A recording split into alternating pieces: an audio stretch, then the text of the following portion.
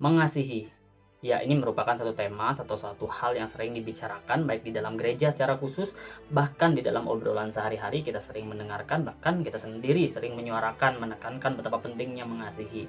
Di dalam Injil Yohanes pasal 15 ayat 12 sampai 13 berkata, "Inilah perintahku, yaitu supaya kamu saling mengasihi.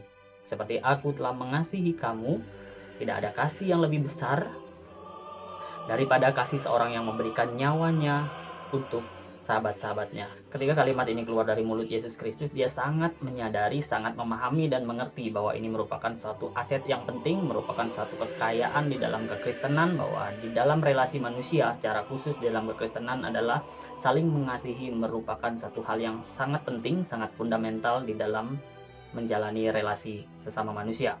Dan saat yang sama ini merupakan satu hal yang sulit untuk dipertahankan, bahkan dilakukan di dalam realitas atau ketika hal ini mau dipraktekkan di dalam kehidupan sehari-hari. Oleh sebab itu, Yesus juga mengajarkan dan menambahkan kepada kita dan mengajar bahwa aku memberikan perintah baru kepada kamu, yaitu supaya kamu saling mengasihi, sama seperti aku telah mengasihi kamu, demikian pula kamu harus saling mengasihi. Kemudian ia menambahkan, dengan demikian semua orang akan tahu bahwa kamu adalah murid-muridku, yaitu jikalau kamu saling mengasihi.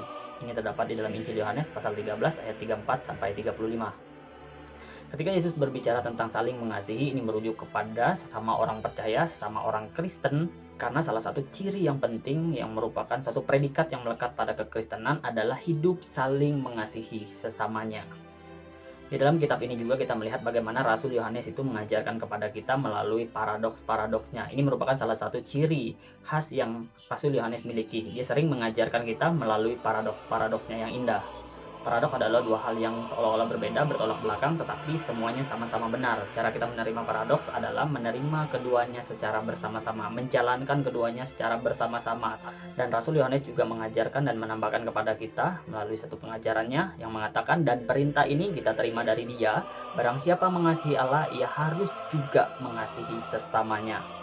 Maksud dari Rasul Yohanes adalah bagaimana mungkin kita mengakui mengasihi Allah yang tidak kelihatan, sedangkan sesama manusia, orang yang Tuhan izinkan berada di tengah-tengah kita, di depan mata kita, tidak kita kasihi. Dengan kata lain adalah, ketika kita mengatakan aku mengasihi Allah, maka seharusnya aplikasinya, maka seharusnya implementasinya di dalam kehidupan kita adalah kita pun mengasihi sesama kita yang nyata-nyata ada di depan mata kita. Nah, inilah salah satu ciri khas dari Rasul Yohanes. Dia sering membandingkan dan mengajarkan dua hal yang seharusnya berjalan bersama-sama. Maka ketika kita mengasihi sesama dengan tulus, ini merupakan satu bukti yang penting dan konkret bahwa kita memang benar-benar mengasihi Allah. Oleh sebab itu, mari kita hidup untuk saling mengasihi. Soli Deo Gloria.